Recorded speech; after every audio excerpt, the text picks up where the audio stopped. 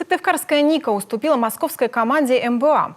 Матч премьер-лиги России прошел накануне на паркете спорткомплекса «Ренова».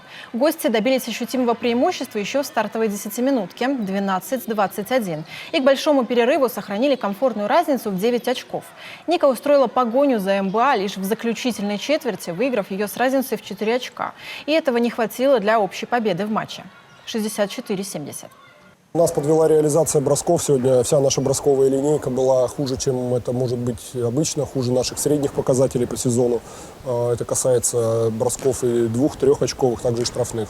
Конечно, если мы проиграем 6 очков, при этом смазав 10 штрафных, определенные проблемы, значит, в этом компоненте у нас есть.